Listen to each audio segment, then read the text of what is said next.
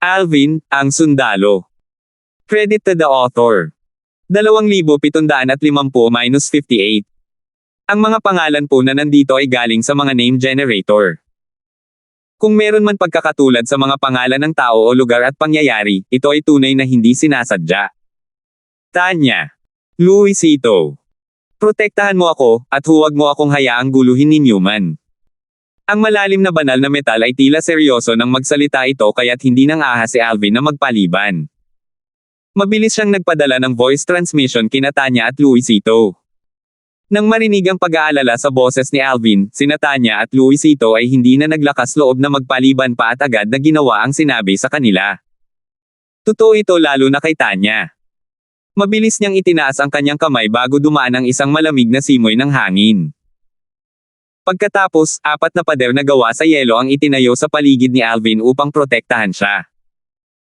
Bagamat napakalamig ng mga pader na may yelo, sa ilalim ng kontrol ni Tanya, hindi naapektuhan si Alvin ng lamig.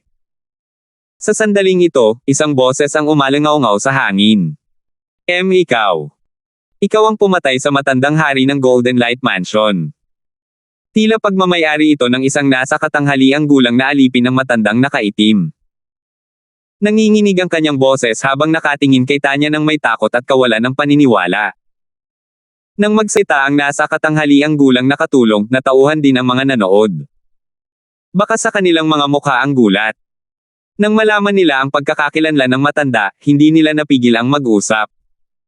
Ang matandang hari ng mansyon ang gininto ang liwanag. Ang matandang lalaking nakaitim ay ang matandang hari ng Golden Light Mansion. Nabalitaan ko na ang Old King ng Golden Light Mansion ay hindi lamang isang yellow rank overarching heavenly supreme celestial, kundi isa rin siyang mahusay at katamtamang celestial alchemist at celestial weapon craftsman. Hindi lang iyon.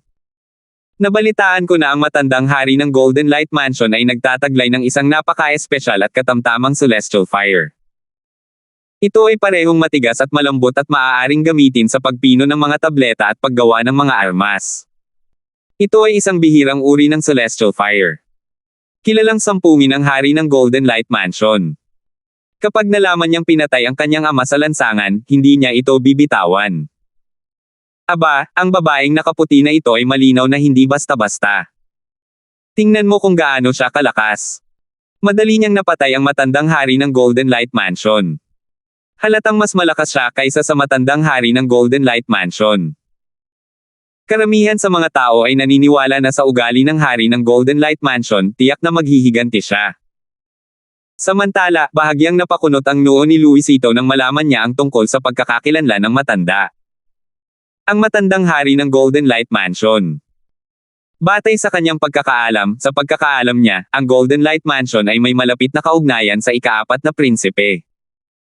Sa kabilang banda, si Tanya, na nakarinig sa mga salita ng katulong na nasa katanghaliang gulang, ay malamig na tumingin sa katulong na nasa katanghaliang gulang gamit ang kanyang maganda at malinaw na mga mata. Sino mang gustong pumatay kay Brother Alvin ay dapat mapunta sa impyerno. Dapat kang magdasal na walang mangyaring masama kay Brother Alvin.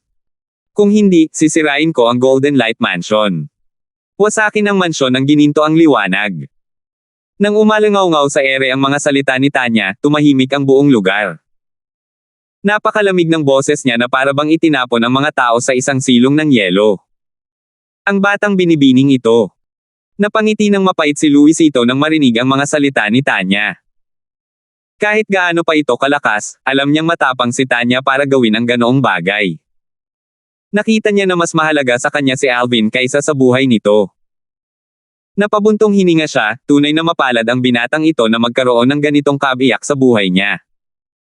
Sa sandaling ito, walang kaalam-alam si Alvin sa nangyayari sa kanyang paligid. Nababaluktot ang kanyang mukha sa sakit. Kumikirot ang kanyang laman at buto, dahilan para manginig siya. Parang kinakagat siya ng libu-libong langgam. Sa sobrang sakit, pakiramdam niya ay hihimatayin siya. Pinagngingit-ngit niya ang kanyang mga ngipin at unti-unting hinihingal. Habang ginagawa ito, malinaw na naramdaman ni Alvin ang mga pagbabago sa kanyang mga buto, laman, at dugo.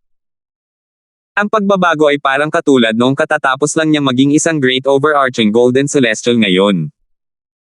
Ang pagkakaiba lang ay ang pagbabago ngayon ay parang mas malaki na ang sakop. Nararamdaman niya ang kanyang mga buto, laman, at dugo na nagiging mas malakas kaysa sa isang great overarching golden celestial. Tahimik na lumipas ang oras. Walang sawang tinulungan ng malalim na banal na metal si Alvin na patatagin ang kanyang katawan upang maihahambing ito sa isang overarching heavenly supreme celestial. Ito ay upang matulungan ang katawan ni Alvin na makayanan ang ikatlong anyo ng Chaos Divine Flame. Ang dahilan kung bakit mas malakas ang Great Overarching Golden Celestials kaysa sa Golden Celestials ay hindi lamang dahil sa kwalitatibong pagbabago sa kanilang celestial origin energies kundi pati na rin sa mga pisikal na pagbabago ng kanilang mga katawan. Ito rin ang dahilan kung bakit mas malakas ang Overarching Heavenly Supreme Celestials kaysa sa Great Overarching Golden Celestials. Samantala, isang mabangis na boses na puno ng kalungkutan ang umalingaw-ngaw sa hangin. Ama! Maya-maya, isang lalaking may balbas na nakasuot ng pulang damit ang sumugod. Ang lalaking may balbas ay matangkad at maskulado. Mukha siyang toring bakal. Ang kanyang mga kilay at mata ay parang sa isang tigre. Taglay niya ang isang ekspresyon ng dignidad at kamahalan.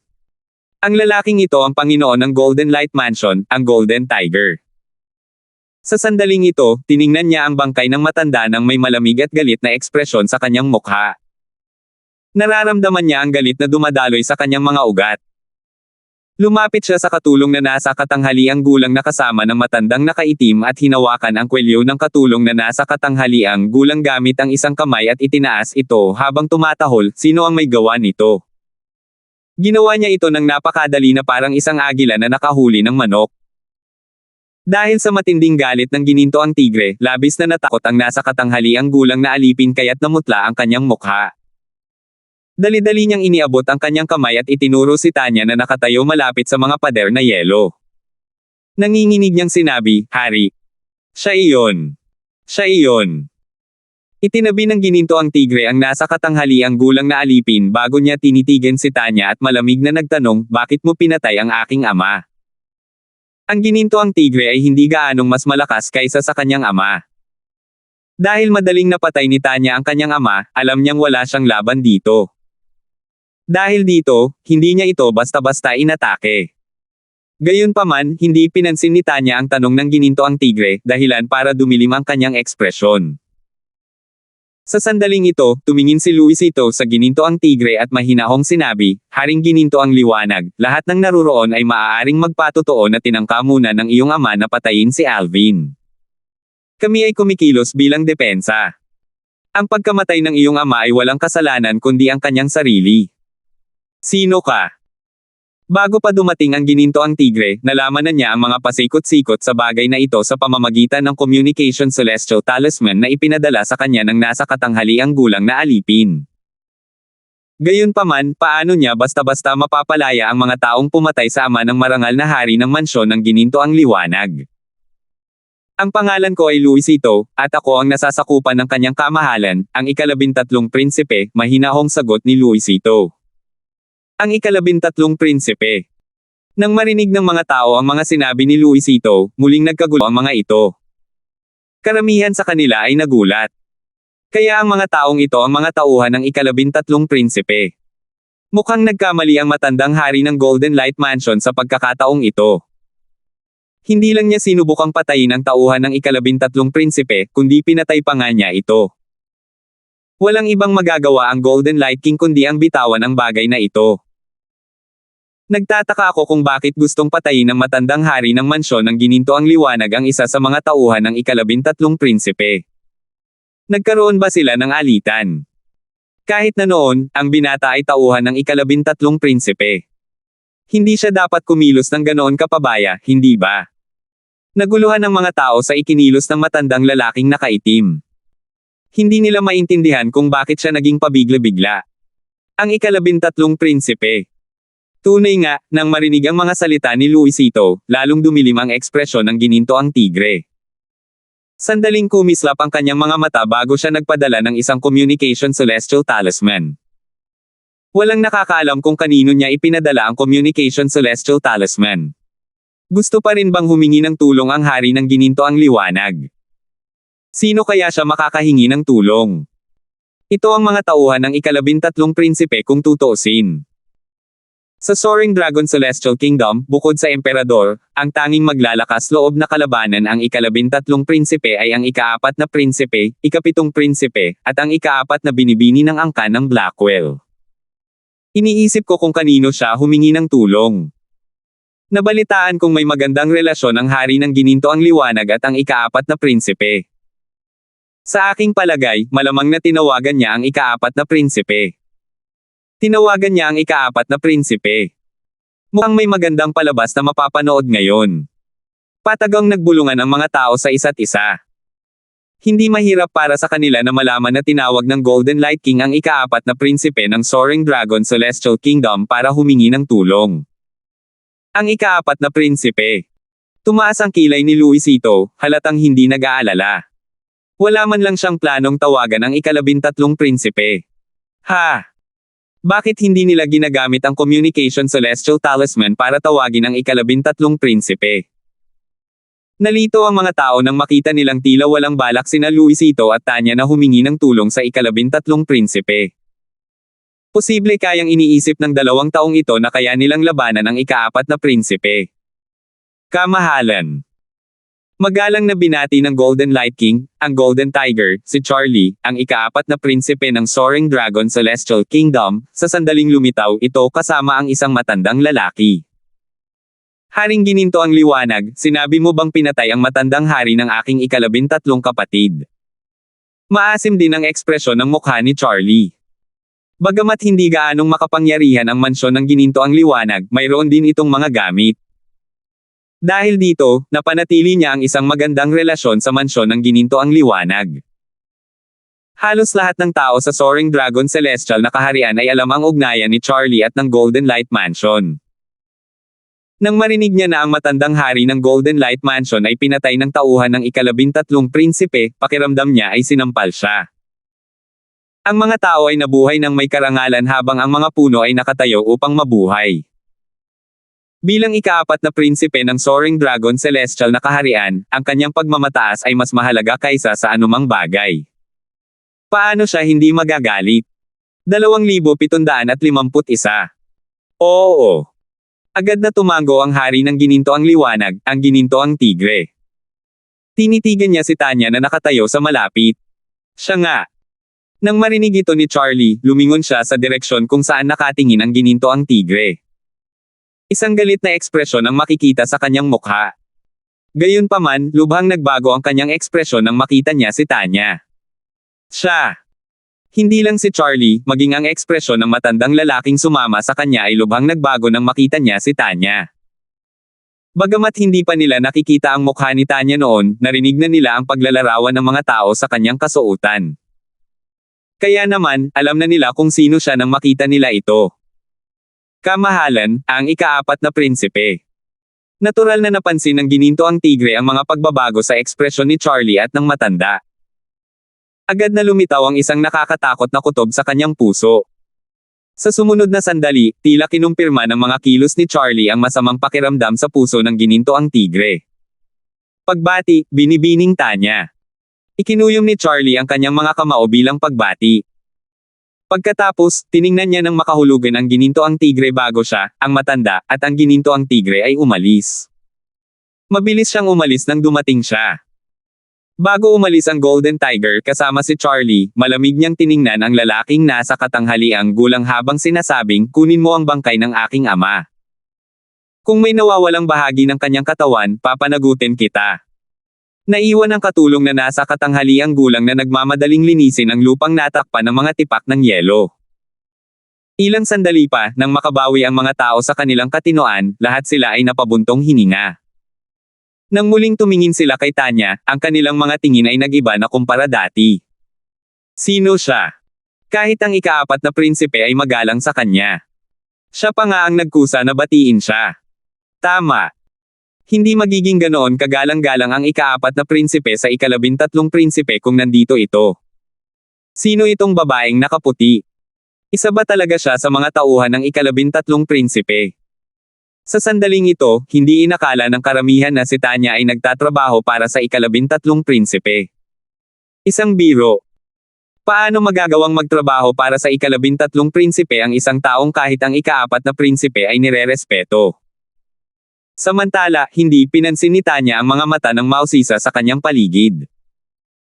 Ang kanyang magaganda at malinaw na mga mata ay nakatuon kay Alvin na protektado sa loob ng mga pader na yelo. Nakita niya ang ekspresyon ng paghihirap sa mukha nito at ang marahas na panginginig ng kanyang katawan habang tumutulo ang dugo mula sa sulok ng kanyang bibig. Bakit masakit ang puso ko? Bakit ganito ang nararamdaman ko? Idiniin ni Tanya ang isang kamay sa kanyang dibdib habang nakatingin kay Alvin. Nakaramdam siya ng kirot sa kanyang puso, ngunit hindi niya maintindihan kung bakit siya nakaramdam ng labis na pagkabalisa. Hindi pa siya nakaramdam ng ganito noon. Bagamat nag-aalala siya kay Alvin at hiniling na sana'y magdusa siya para kay Alvin, alam niyang hindi niya ito maaaring gambling ngayon. Kaya naman, tahimik lamang niya itong pinagmasdan. Sa kabilang banda, si Luisito ay nakatayo na parang isang toring bakal sa tabi ng mga pader na yelo. Isang malamig na ekspresyon ang makikita sa kanyang mukha habang pinagmamasdan niya ang kanyang paligid at binabantayan si Alvin. Tila handa siyang patayin ang sinumang maglakas loob na lumapit sa kanila. Sa sandaling ito, biglang sumigaw ang isang lalaking nasa katanghaliang gulang, naaalala ko na ngayon. Tumingin siya kay Tanya habang sinasabi, pipinatay niya ang nakatatanda mula sa angkan ng Blackwell na nagbantay sa pang-4 na miss ng angkan ng Blackwell 1 taon na ang nakalilipas. Ang pang-4 na binaygo ng angkan ng Blackwell. Ang nakatatanda ng angkan ng Blackwell. Dahil sa paalala ng mga salita ng lalaking nasa katanghaliang gulang, maraming tao ang nagsimulang maalala ang nangyari 1 taon na ang nakalilipas sa mga lansangan ng kabisera. 1 taon na ang nakalilipas, si Adele, ang pang-4 na binibini ng angkan ng Blackwell, ay nag-propose sa isang binata at iginiit na maging laruan niya ito. Gayunpaman, mariin siyang tinanggihan. Sa huli, si Adele ay nasaktan ng gwapong binata, at ang nakatatanda mula sa angkan ng Blackwell ay napatay ng babaeng nakaputi sa tabi niya. Noong panahong iyon, inakala ng karamihan na ang pang-4 na pagbagsak ng angkan ng Blackwell ay tiyak na maghihiganti sa dalawa. Gayunpaman, ikinagulat ng lahat, ilang buwan na ang nakalilipas, inutusan ni Crystal, ang pangatlong pagbagsak ng angkan ng Blackwell, ang kanyang nakababatang kapatid na babae na humingi ng tawad sa gwapong binata. Mula noon, halos mahulaan na ng lahat na ang gwapong binata at ang babaeng nakaputi sa tabi niya ay may makapangyarihang pinagmulan. Kung hindi, dahil sa matibay na pinagmulan ni Crystal, bakit pa niya kailangang maging magalang sa kanilang dalawa? Hindi naman nakakapagtaka. Akala ko pamilyar ang binata na nakasuot ng lila. Kung gayon, siya siguro ang binata na inalok ng pang-4 na binibini ng angkan ng Blackwell noon. Bulalas ng isang matandang lalaki. Hindi nakapagtataka na ang kanyang ika-4 na kamahalan ay napakagalang sa babaeng nakaputi. Halatang kilala niya ang dalawa. Kung hindi, hindi siya magiging ganoon kagalang at hindi siya magkukusa na batiin ito. Nabalitaan kung may malapit na relasyon ang dalawa sa ika-13 prinsipe. May tsismis na nanunuluyan din sila sa tirahan ng ika-13 prinsipe sa palasyo ng imperyo. Mukhang totoo ang mga tsismis na iyon. Siyempre, totoo iyon. Kung hindi, bakit sasamahan sila ng tauhan ng ika-13 prinsipe? Samantala, siya ay mula sa isang makapangyarihang sekta sa labas ng kaparangan. Isa rin siyang dakilang pangkalahatang ginintoang celestial na wala pang 100 taong gulang. Ang babaeng nakasuot ng puting damit ay isang pangkalahatang langit na kataas-taasang celestial na wala pang 100 taong gulang. Nalaman ng ginintoang tigre, ang hari ng ginintoang liwanag, ang tungkol kina Alvin at Tanya mula kay Charlie. Sinabi sa kanya ni Charlie na ang dalawa ay nagmula sa isang sekta na mas malakas pa kaysa sa 3 pangunahing sekta ng celestial ng kaparangan. Tutal, maging si Crystal, isang disipulo na may mataas na katayuan sa sekta ng celestial ng libong gagamba, ay magalang sa kanila. Ngayon, alam mo na kung bakit ako naging magalang sa babaeng iyon. Sabi ni Charlie sa malalim na boses, Haring Gininto ang liwanag, kahit na pinatay ng babaeng iyon ang matandang hari, ipinapayo ko sa iyo na kalimutan mo na ang paghiganti sa iyong ama. Hindi ito magiging madali. Kung mabibigo ka, hindi lamang ang kapahamakan ang darating sa iyo, kundi pati na rin sa mansyon ng Gininto ang liwanag. Ang kanyang tono ay lalong naging seryoso habang nagsasalita siya. Kamahalan, ang ika-4 na prinsipe, salamat sa paalala. Nagkunwari ang gininto ang tigre ng takot sa kanyang mukha. Gayunpaman, sa loob-loob niya ay nakapagdesisyon na siya. Kahit na kailangan kong ubusin ang pinansyal na mapagkukunan ng mansyon ng gininto ang liwanag, kukuha ako ng isang celestial duke para patayin ang babaeng iyon at ang binata na nakasuot ng lila. Hindi mahalaga kung bakit gustong patayin siya ng aking ama. Dahil ang kanyang hangarin ay patayin ang binata, tutuperin ko ang kanyang huling kahilingan. Sa kaparangan, maaaring umupa ng mga mamamatay tao mula sa black market. Ang mga mamamatay tao sa black market ay napaka-misteryoso, at hindi alam ang kanilang pinagmulan. Walang nakakaalam kung sino sila, ang alam lang nila ay medyo makapangyarihan at mahusay sa pagpatay sa kanilang mga target. Sa mga black market assassin, ang pinakamalakas ay ang mga Celestial Duke. May chismis na ang mga Celestial Duke na mga black market assassin ay matataas na opisyal mula sa tatlong pangunahing celestial sects ng Wasteland, kabilang na rin ang mga pinuno ng sect. Ang dahilan kung bakit sila naging mga assassin ay dahil sa masaganang gantimpalang kaakibat ng trabaho. Natural lang, hindi ito aaminin ng mga mula sa tatlong pangunahing celestial sects ng Wasteland. Tutal, ang mga black market assassin ang kaaway ng publiko sa Wasteland. Hanggat kaya ng isang tao ang magbayad ng mataas na presyo, makakapag-hire siya ng isang black market assassin. Hindi mahalaga kung pambihira ang background ng target. Tutal, walang nakakaalam kung sino ang mga black market assassin. Kung gagastusin ko ang lahat ng aking pinansyal na mapagkukunan sa Golden Light Mansion, sapat na iyon para umupa ng isang black market assassin na isang Celestial Duke. Ang babaeng iyon, sa pinakamarami, ay isang Earth-rank overarching heavenly supreme celestial, naisip ng Golden Tiger sa kanyang sarili. Taglay ang planong ito sa isip, mabilis na nagpaalam ang gininto ang tigre kay Charlie. Nagtungo siya sa lugar kung saan siya nanunuluyan at inutusan ang kanyang nasasakupan na kumitawan sa kanya sa panahon ng pagpili ng pamilyang imperial ng Soaring Dragon Celestial Kingdom. Pagkatapos nito, nilisan niya ang kabisera ng Soaring Dragon Celestial Kingdom at dumiretso sa sentro ng kaparangan. Ang mga black market ay matatagpuan sa tatlong lungsod sa gitnang lugar ng Wasteland. Ang tatlong lungsod na iyon ay kinokontrol ng tatlong pangunahing sekta ng mga Celestial ng Wasteland. Kung gusto niyang mag-post ng bounty sa isang overarching heavenly supreme celestial, natural lang na dapat pumunta ang Golden Tiger sa isa sa tatlong lungsod. Sa oras na iyon, susuriin muna ng black market ang target bago kumpirmahin ang presyo. 2,752. Ang kasalukuyan kong pisikal na katawan. Tumigil si Alvin sa pagpapakalat ng kanyang celestial origin energy gamit ang Earth Rank cultivation method nang maramdaman niyang tumigil sa paggana ang profound divine metal. Nararamdaman niya ang unti-unting pagkawala ng sakit. Matapos tuluyang mawala ang sakit, naramdaman niya ang napakalaking pagbabago sa kanyang katawan. Ang kanyang mga buto, laman, at dugo ay tila mas malakas kaysa dati. Mas nakahihigit ang mga ito kumpara sa isang dakilang katawan na pangkalahatan. Ito ba ang pisikal na katawan ng isang overarching heavenly supreme celestial? Katatapos lang niyang makalusot at maging isang yellow rank na great overarching golden celestial hindi pa katagalan, at sa parehong araw, nakuha niya ang overarching heavenly celestial body. Walang sino man sa kasaysayan ng spirit overarching heaven ang nakagawa ng ganitong gawa. Nang imulat ni Alvin ang kanyang mga mata, ang biglaang pagliwanag ay nagparamdam sa kanya ng hindi pagkakomportable bago siya tuluyang nakasanayan ito. Senior. Sa sandaling ito, naalala ni Alvin ang depektibong piraso ng metal, ang Profound Divine Metal. Ito ang Profound Divine Metal na tumulong sa kanya na baguhin ang kanyang pisikal na katawan tungo sa isang overarching heaven body upang mapaglabanan ang ikatlong anyo ng Chaos Divine Flame. Gayunpaman, gaano man siya katagal tumawag, hindi na tumutugon ang Profound Divine Metal. Nang tingnan niya ang loob ng kanyang katawan, natuklasan niyang ang depektibong piraso ng metal ay bumalik na sa tabi ng kanyang kaluluwa, tila binabantayan ito. Senior. Inilipat ni Alvin ang kanyang atensyon sa kulay abong apoy. Naalala niya na ang kulay abong apoy ay nagsasabing ito ay isang Chaos Divine Flame. Ang guhit ng kulay abong liwanag na lumabas mula sa katawan ng matandang nakaitim ay isa ring Chaos Divine Flame. Nararamdaman niya na ang kulay abong apoy sa kanyang katawan ay hindi na katulad ng dati. Tila mas lumakas ito. Gayon din kahit gaano pa siya katagal tumawag, hindi siya tinutugon ng kulay abong apoy.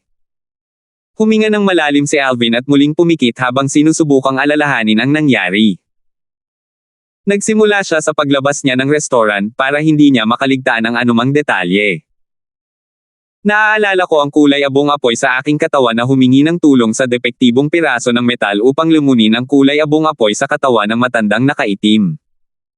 Pagkatapos, sinubukan akong patayin ng matandang lalaki. Matapos patayin ni Tanya ang matandang lalaki, ang kanyang Chaos Divine Flame ay pumasok sa aking katawan. Nakakapagsalita na rin ito at may kumpiyansang magsalita tungkol sa paglamon at pagsipsip ng aking Chaos Divine Flame. Bukod dito, sinabi rin nito na ang aking Chaos Divine Flame at Profound Divine Metal ay pumasok pa lamang sa pangalawang anyo wala pang 100 taon na ang nakalilipas. Gayunpaman, sabay itong inatake ng aking Chaos Divine Flame at Profound Divine Metal, at matagumpay itong nilamon at hinigop ng aking Chaos Divine Fire. Ito ang lawak ng kaalaman ni Alvin. Ito na ba ang ikatlong anyo ng Chaos Divine Flame? Bumalik ang atensyon ni Alvin sa kulay abong apoy sa kanyang katawan. Sigurado siyang mas lumakas ang kulay abong apoy kumpara dati. Bagamat mayroon siyang overarching heavenly celestial body, halos hindi niya kayang tiisin ang ikatlong anyo ng Chaos Divine Fire. Hindi nakakapagtaka na tinulungan ako ng Profound Divine Metal na patatagin ang katawan ko. Ang ikatlong anyo ng Chaos Divine Flame na ito ay napakalakas na halos mawasak na nito ang dati kong katawan. Lumalabas na ang kulay abong apoy sa aking katawan ay hindi isang celestial fire. Ito ay isang Chaos Divine Flame. Ang dahilan kung bakit hindi ko ito lubusang mabunot mula sa depektibong piraso ng metal noon ay marahil dahil sa hindi ito kayang tiisin ng aking katawan. Nang ako ay maging isang great overarching golden celestial, sa wakas ay natiis ng aking katawan ang buong pangalawang anyo ng Chaos Divine Fire. Gayunpaman, hindi ito sapat na malakas upang tiisin ang ikatlong anyo ng Chaos Divine Fire. Sa kabilang banda, ang depektibong piraso ng metal ay isang pangalawang anyo ng Profound Divine Metal. Nakatulong ito sa pagbabago ng aking katawan tungo sa isang overarching heavenly celestial body upang tiisin ang ikatlong anyo ng Chaos Divine Flame. Talagang hiniling ni Alvin na makausap niya ang Profound Divine Metal at Chaos Divine Flame upang mas maunawaan niya kung ano ang mga ito. Gayunpaman, tila natutulog ang Profound Divine Metal at ang Chaos Divine Flame. Kahit anong tawag niya sa kanila, hindi sila tumugon. Sa huli, wala siyang ibang nagawa kundi sumuko. Sa anumang kaso, hindi ito makakasama sa akin. Para lang ito sa akin. Natural lamang na nabalisa siya sa kaisipang may dalawang nilalang na may kamalayan sa kanyang katawan. Hindi niya sila pamilyar at hindi niya alam kung ano ang mga iyon. Gayunpaman, wala nang saysay na pag-isipan pa iyon ngayon. Nang muling imulat ni Alvin ang kanyang mga mata, nakita niya ang mga pader na yelo na nakapalibot sa kanya at sinabi kay Tanya, "Tanya, maaari mo nang bawiin ang iyong celestial origin energy ngayon." Nang marinig ito, agad na tinanggal ni Tanya ang mga pader na yelo. Kasabay nito, lumipad siya pasulong at pinagmasdan si Alvin bago nag-aalalang nagtanong, "Kapatid na Alvin, ayos ka lang ba?" "Ayos lang ako." Ngumiti si Alvin at umiling. Kasabay nito, napansin niya ang mga tingin sa paligid niya. Hindi niya maiwasang kumunat ang noo bago niya niluwagan ang kanyang mga kilay at sinabi kay Tanya, "Tanya, bumalik muna tayo." "Sige." Nakahinga ng maluwag si Tanya nang makita niyang tila ligtas si Alvin. Inabot niya at hinawakan ang braso nito habang palabas sila ng restoran para bumalik sa tirahan ng ika-13 prinsipe sa palasyo ng imperyo. Dahil naipakilala na ni Luisito ang kanyang sarili, hayagang sinundan niya si Alvin pabalik sa palasyo ng imperyo. Young Master Darfield, si Miss Tanya ay labis na nag-aalala sa iyo kanina. Nagpadala siya ng voice transmission kay Alvin at ikinwento ang nangyari habang protektado si Alvin sa likod ng mga pader na yelo. Inulit pa niya ng salita-salita ang sinabi ni Tanya kanina. "Mas mabuting ipagdasal mo na walang mangyaring masama kay Brother Alvin. Kung hindi, sisirain ko ang Golden Light Mansion." Matapos makinig sa voice transmission ni Luisito, sumulyap si Alvin kay Tanya na may bahagyang ngiti sa mukha. Bahagyang may bahid ng pagmamahal ang makikita sa mga mata nito sa sandaling ito. Hindi inaasahan ni Alvin na ganito karaming bagay ang mangyayari matapos niyang simulan ang pagpapakalat ng kanyang celestial origin energy gamit ang Earth-grade cultivation method. Sino ang mag-aakala na ang matandang lalaki ay ang matandang hari ng Golden Light Mansion? Isa rin siyang pangkaraniwang celestial alchemist at isang pangkaraniwang celestial weapon craftsman. Hindi lang iyon, ang matandang lalaki rin ang ama ng kasalukuyang hari ng Golden Light Mansion. Akala ni Alvin ay mali ang narinig niya kaya nagtanong siyang muli, ang matandang hari ng Golden Light Mansion ay isang pangkaraniwang celestial alchemist at isang pangkaraniwang celestial weapons craftsman. Oo, tumango si Luisito habang sumasagot, sinasabing ang celestial fire ng matandang hari ay napaka-espesyal. Tila kulay abo ito. Hindi ito banayad o dominanti. Hindi ito katulad ng celestial fire. Dahil dito, ang kanyang celestial fire ay maaaring gamitin upang pinuhin ang mga tableta at gumawa ng mga armas. Hindi banayad o dominanti. Lumiwanag ang mga mata ni Alvin. Nakaramdam siya ng tuwa habang iniisip ang sarili, oo. Ang kulay abong apoy sa aking katawan ay hindi rin banayad o dominanti. Bakit hindi ko naisip iyon? Tila ang Chaos Divine Flame ay may kakayahang gumawa ng mga armas. Dahil ang pangalawang anyo ng Chaos Divine Fire ay maihahambing sa isang pangkaraniwang Celestial Fire, ngayong nakapasok na ito sa ikatlong anyo, nangangahulugan ba ito na maihahambing ito sa isang kilalang Celestial Fire? Habang iniisip ang mga bagay na ito, tumigil si Alvin sa kanyang paglalakad. Nang makita ito, natural lang na huminto rin sina Luisito at Tanya. May bahid ng pananabik na sabi ni Alvin bago mabilis na nagpalit ng direksyon, Tanya, bumili muna tayo ng mga halamang gamot. Gusto kong magpino ng tableta. Dahil sinamahan niya si Tanya na maglakad sa kabisera, alam na alam niya ang daan. Alam niya ang mga tindahan na nagbebenta ng mga halamang gamot para sa pagpino ng mga tableta. Natural lamang na patuloy na sumunod sa kanila si Luisito. Ang kasalukuyan niyang gawain ay tiyakin ang kaligtasan ni Alvin upang makasali si Alvin sa pagpili at sa Wasteland Grand Contest. Ito ay napakahalaga kay Farley, ang ika-13 prinsipe ng Soaring Dragon Celestial Kingdom. Ang weaving overarching peel. Nagulat si Luisito. Bagamat alam niyang si Alvin ay isang celestial alchemist, malinaw niyang natatandaan na sinabi ni Alvin na hindi siya isang kilalang celestial alchemist. Gayunpaman, nakikita niyang bumibili si Alvin ng mga halamang gamot para pinuhin ang kilalang celestial peel, ang weaving overarching peel. Posible kayang nagpapakumbaba lang si Young Master Darfield dati. Isa kaya talaga siyang kilalang celestial alchemist? Naisip ni Luisito sa sarili. Ito lang ang lohikal na dahilan na naiisip niya. Tutal, para maging kilalang celestial alchemist ang isang pangkaraniwang celestial alchemist, bukod sa pagiging mahusay, kailangan din niyang magtaglay ng isang kilalang celestial fire. 2,753. Ang weaving overarching peel ay isang kilalang celestial peel na ginagamit ng overarching heavenly supreme celestials upang makatulong sa kanilang cultivation. Ang mga epekto ay katulad ng sa Heavenly Celestials at Peak Golden Celestials gamit ang mga primitive celestial peels tulad ng Spirit Nourishing Peel at Hidden Spirit Peel. Gayunpaman, dahil si Alvin ay isang great overarching Golden Celestial, kailangan niya ng mga katamtamang celestial peels dahil ang mga primitive celestial peels ay walang anumang epekto sa kanya. Sa kabilang banda, ang medicinal efficacy ng prominenteng celestial peels ay medyo masyadong malakas para sa kanya. Ang isang magandang halimbawa nito ay ang weaving overarching peel.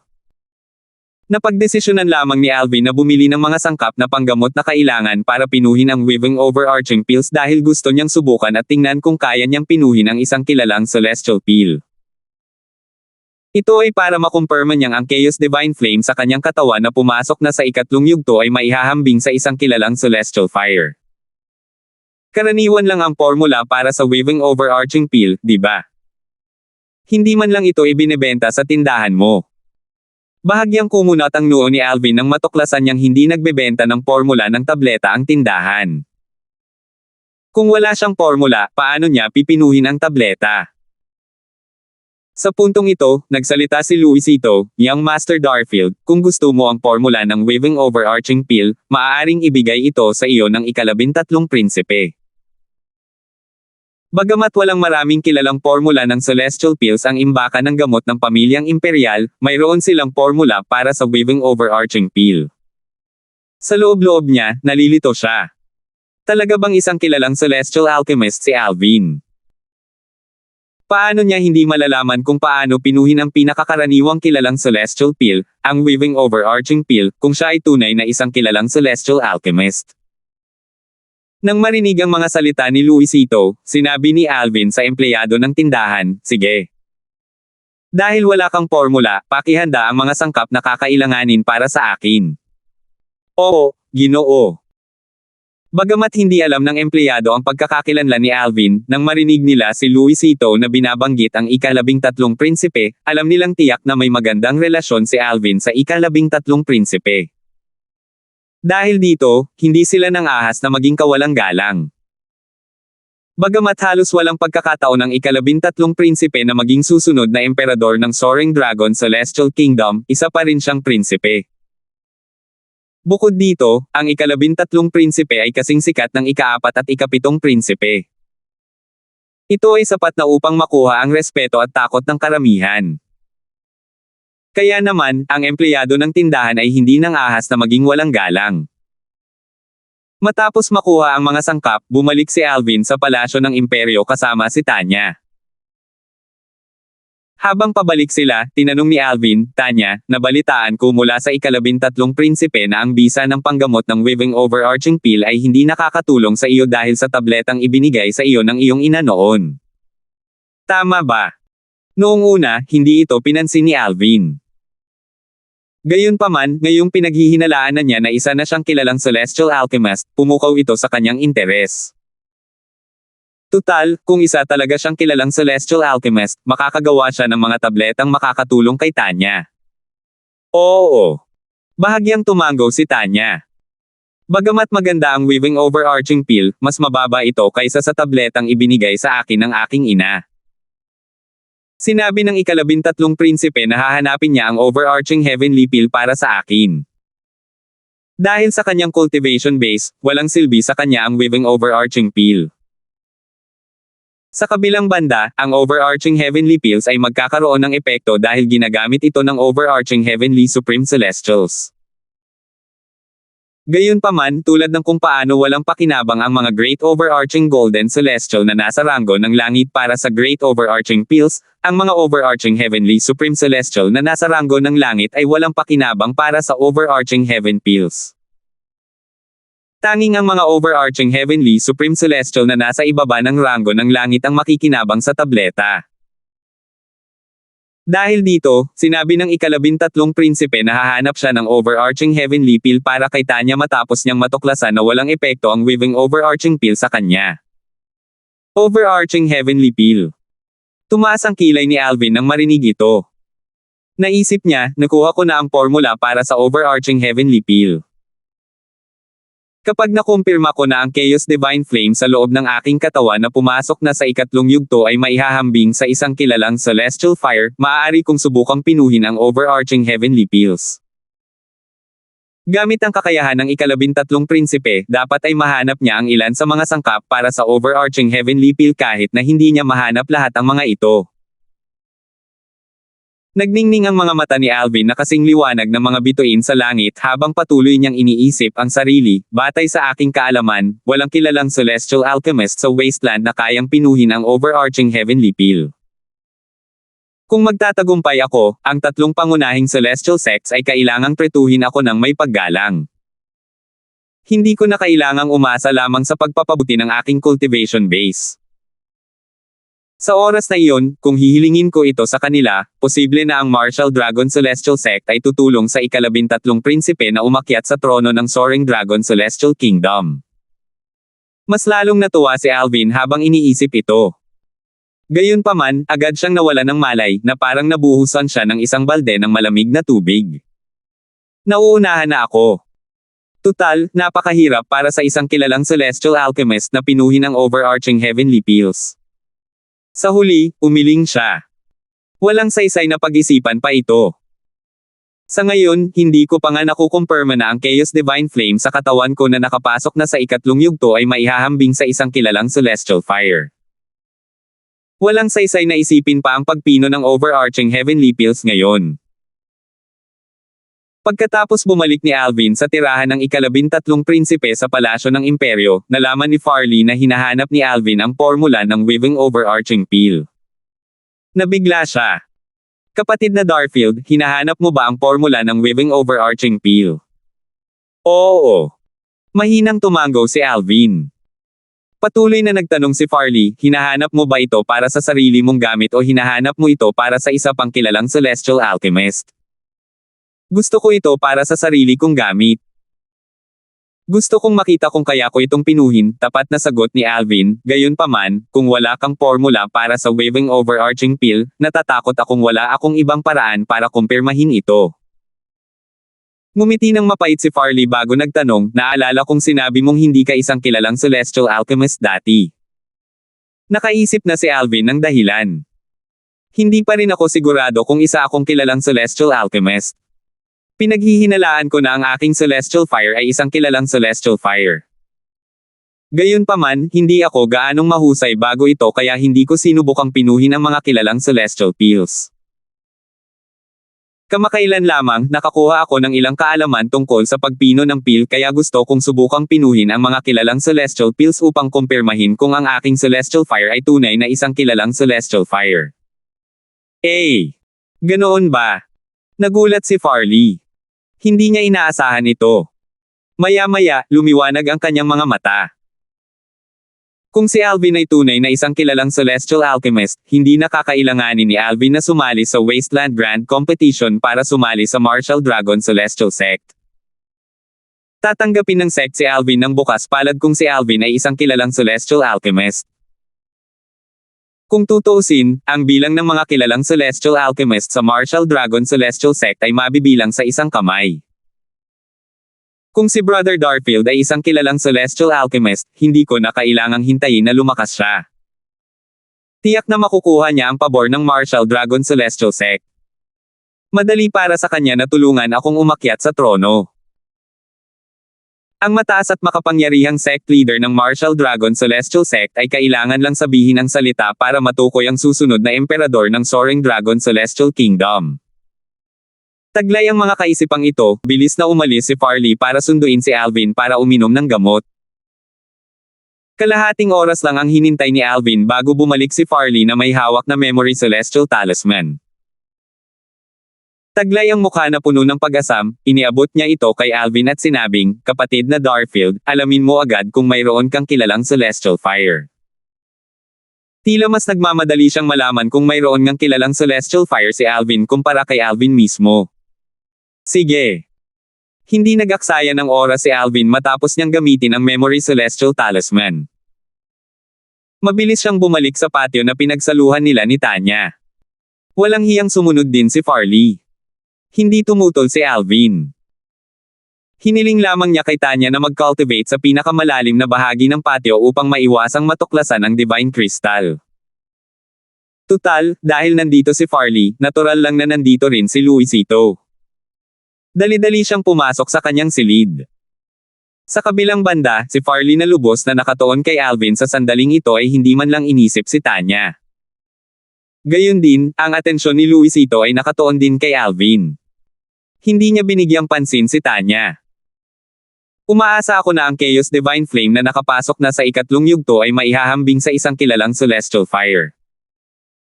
Sa panahong iyon, hindi lamang ako magiging isang kilalang Celestial Alchemist, kundi magiging isang kilalang Weapon Craftsman din ako. Tutal, ang Divine Chaos Flame ay hindi matigas ang ulo o masyadong banayad, kaya nitong pinuhin ang mga tableta at gumawa ng mga armas. Pagkatapos isara ang pinto, umupo si Alvin sa kama at kumuha ng kaldero. Matapos sundin ang mga unang hakbang para pinuhin ang mga tableta, naghanda siyang painitin ang kaldero gamit ang kanyang Chaos Divine Flame. Putok! Isang malakas na ingay ang umalangaw-ngaw sa hangin nang tumama ang kulay abong apoy sa katawan ni Alvin sa kaldero. Sumabog ang kaldero, na puno ng abo ang silid. Nawala ng malay si Alvin nang makita niyang sira na ang kaldero. Nang makabawi siya ng ulirat, mapait siyang napangiti. Ito. Nakalimutan ko na ang kalderong ginagamit sa pagpino ng mga sinaunang celestial pills ay hindi kayang pinoy ng mga celestial pills na mas mataas pa sa karaniwang grado. 2,754. Kasangkapang pangkalawakan, ang Pill Cauldron. Tagasalin, Endless Fantasy Editor ng pagsasalin, Endless Fantasy Translation. Bagamat hindi lubos na natitiyak ni Alvin na ang Chaos Divine Flame sa kanyang katawan na pumasok sa entablado ay maihahambing sa isang kilalang Celestial Fire, natitiyak niyang maihahambing din ito sa isang pangkaraniwang Celestial Fire. Bakit hindi ko ito naisip kanina? Ang kailangan ko lang gawin ay humingi sa ika-13 prinsipe ng isang koaling ginagamit sa pagpino ng mga pangkaraniwang celestial pills para mapatunayan kung ang aking Chaos Divine Flame ay maihahambing sa isang kilalang celestial fire. Nagulat sina Farley at Luisito na naghihintay sa harapan ng bahay nang makita nila si Alvin na mabilis na lumalabas mula sa kanyang silid. Mabilis na bumalik sa dati ang katinoan ni Farley at nagtanong, "Kapatid na Darfield, bakit ka nakaalis ng ganito kaga?" Nahihiyang sumagot si Alvin, "Ang kaldero ko ay isang sinaunang kaldero ng Pildores. Tinupok ito ng aking celestial fire nang magtama ang kanilang dalawa. Isang sinaunang kaldero para sa mga tableta." Nang marinig ang mga salita ni Alvin, nagulat si Farley. Ibig sabihin, "Kapatid na Darfield, isa ka bang primitive celestial alchemist bago ito?" Oo. Bahagyang tumango si Alvin. Dahil hindi niya pinino ang mga katamtamang celestial pills noong nasa ikalawang yugto pa lamang ang Chaos Divine Flame, hindi naman masamang sabihin na isa lamang siyang primitive celestial alchemist noon. Kapatid na Darfield, ang swerte mo naman. Hindi maraming primitibong celestial alchemist ang nakakakuha ng isang kilalang celestial fire. Umiling si Farley. Aalis na ako ngayon para maghanap ng isang karaniwan at kilalang Pill Cauldron. Pagkatapos niyang magsalita, nilisan niya ang patio ni Alvin. Sa mga makamundong kaharian, walang pagkakaiba sa pagitan ng mga kalderong pill. Dahil dito, tuluyang nakalimutan ni Alvin na ang mga kalderong pill sa Devata Realms ay nahahati rin sa mga grado. Ang mga kalderong ginagamit upang pinuhin ang mga primitibong celestial pills ay mga primitibong celestial tools. Natural, ang mga primitibong celestial alchemist ay maaari ring gumamit ng mga kalderong mas mataas ang grado upang pinuhin ang mga primitibong celestial pills. Gayunpaman, hindi ito pareho sa kabaligtaran. Ang mga celestial alchemist ay hindi makakapagpino ng mga high-grade na celestial pills gamit ang mga low-grade na pill cauldron. Ang mga low-grade na kaldero ay hindi makakatagal sa mga celestial fires na mas mataas ang grado. Ito ang nangyari kay Alvin nang tangkain niyang pinuhin ang isang kilalang celestial pill gamit ang kanyang primitibong pill cauldron. Isang malungkot na ekspresyon ang makikita sa mukha ni Farley nang lumabas siya sa patio ni Alvin. Madaling makakuha ng isang pangkaraniwang kaldero ng pill. Gayunpaman, kahit sa palasyo ng imperyo, mayroon lamang 2 prominenteng kaldero ng pill. Bagamat nabubulok ang 2 kilalang kaldero ng pill dahil sa kakulangan ng mga kilalang celestial alchemist, mahigpit pa rin ang kanilang bantay. Para makuha ang isa sa mga kilalang kaldero ng gamot, kailangan kong makuha ang pahintulot ng aking ama. Hindi ako sigurado kung papayag siya. Lalong lumala ang sama ng loob ni Farley nang maisip niya ito. Dahil hindi siya pinapabore ng kanyang ama, medyo sigurado siyang hindi siya bibigyan ng kanyang ama ng isa sa 2 kilalang kaldero ng gamot. Tutal, itinuturing naman itong kayamanan, at 2 lang ang nasa palasyo ng imperyo. Sa huli, pinagdikit ni Farley ang kanyang mga ngipin at nagpas siyang subukan ito. Para sa kapakanan ko at ni Brother Darfield, susubukan ko. Kung hindi papayag si tatay, hahanap ako ng ibang paraan. Gaya nga ng inaasahan ni Farley. Madali niyang natagpuan ang isang pangkaraniwang kaldero ng gamot sa imbakan ng pamilyang imperial. Hindi man lang umimik ang tagapangasiwa ng imbakan nang kunin niya ang pangkaraniwang kaldero ng gamot. Gayunpaman, nang humingi siya ng isang prominenteng kaldero ng gamot, agad siyang tinanggihan. Kamahalan, ang pamilyang imperial ng Soaring Dragon Celestial Kingdom ay mayroon lamang 2 kilalang koaling pill. Naglabas na ang kanyang kamahalan ng isang utos na ang mga humihiling nito ay kailangang humingi muna ng kanyang pahintulot. Kamahalan, kung gusto ninyo ng kilalang Koaling Pil, kailangan ninyong humingi ng pahintulot sa kanyang kamahalan. Dahil inaasahan na ito ni Farley, kinuha na lang niya ang katamtamang kaldero ng gamot bago siya umalis para hanapin ang kanyang ama, ang emperador ng Soaring Dragon Celestial Kingdom. Sa pasukan ng tirahan ng emperador, pinahinto si Farley ng personal na bodyguard ng kanyang ama na isang makapangyarihang overarching heavenly supreme celestial na may ranggong langit. Kinilala ang overarching heavenly supreme celestial na may ranggong langit bilang pinakamalakas na tao sa ilalim ng tuktok ng overarching heavenly supreme celestial sa Soaring Dragon Celestial Kingdom. Kamahalan, ang ika-13 prinsipe, ang kanyang kamahalan ay naglilinang at hindi tumatanggap ng mga bisita. Kung mayroon kayong gustong pag-usapan sa kanya, ipapaabot ko ang inyong mensahe sa kanya. Dumilim ang ekspresyon ni Farley. Ayaw niya akong makita. Kamahalan, ang ika-13 prinsipe, ang kanyang kamahalan ay naglilinang. Hindi mo na kailangang mag-isip ng labis. Maaari mo na lang ipaalam sa akin ang tungkol sa iyong negosyo kasama ang kanyang kamahalan, at ipapaalam ko sa iyo ang kanyang tugon pagkatapos niyan. Ang personal na bodyguard ng Soaring Dragon Celestial Kingdom ay isang lalaking nasa katanghaliang gulang na may katamtamang tangkad at ordinaryong anyo. Gayunpaman, ang kanyang mga mata ay matalas at maliwanag. Kaya nitong magpadala ng mga takot sa kaluluwa ng isang tao sa isang tingin pa lamang. Huminga ng malalim si Farley upang pigilan ang mga emosyong nagngangalit sa kanyang puso bago niya sinabi, "Sige." Pagkatapos, ibinahagi niya ang layunin ng kanyang pagbisita. Yung prominenteng kaldero ng gamot. Bahagyang tumaas ang kilay ng lalaking nasa katanghaliang gulang. Halatang nagulat siya. Gayunpaman, hindi na siya nagkomento pa at tumalikod na para pumasok sa loob ng bahay.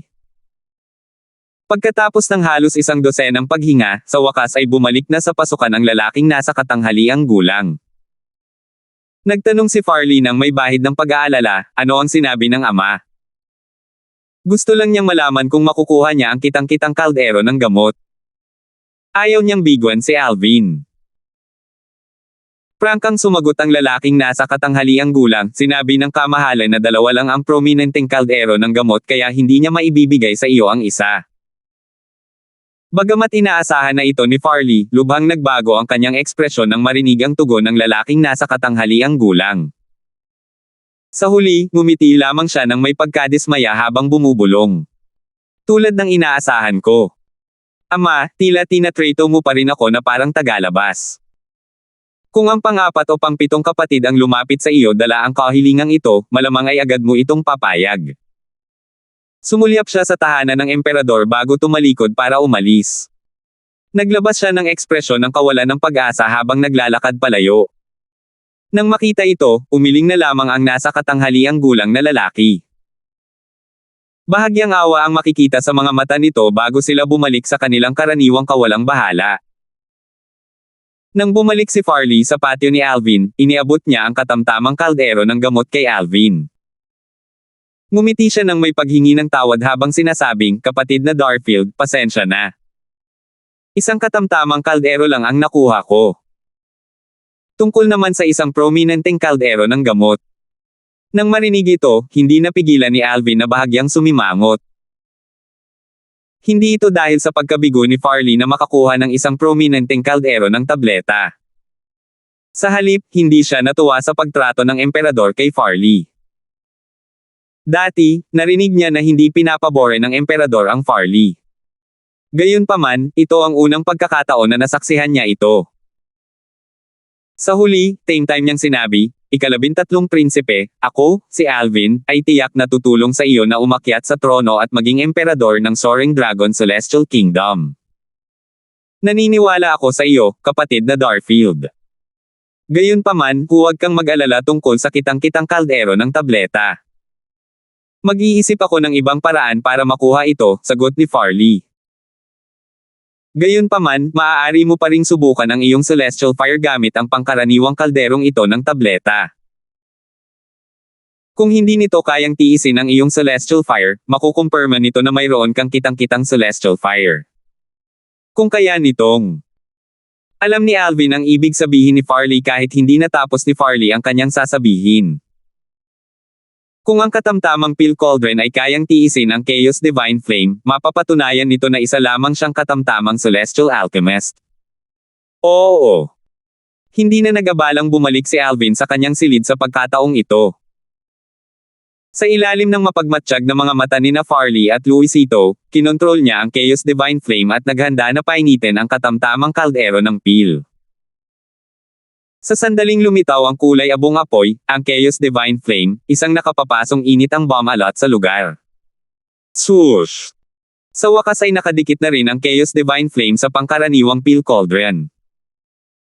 Nakatitig dito sina Farley at Luisito nang walang kurap, tila natatakot na baka hindi nila makita ang lahat sa sandaling kumurap sila.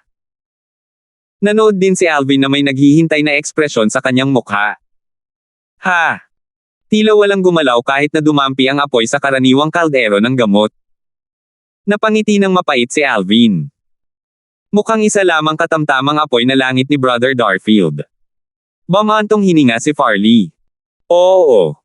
Tumango si Alvin na may dismayadong ekspresyon sa mukha. Pagkatapos, sumulyap siya kay Farley at sinabing, mukhang hindi mo na kailangang abalahin pa kita para maghanap ng isang kilalang kaldero ng gamot dahil wala naman akong gamit para sa. Bago pa matapos ni Alvin ang kanyang sasabihin. Putok. Isang nakabibinging pagsabog ang umalangaw-ngaw sa hangin. Nabasag ang kaldero ng tableta.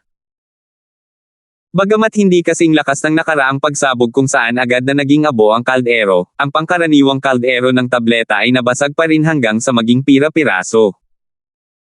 2,755, hindi isang ordinaryong kilalang apoy sa langit.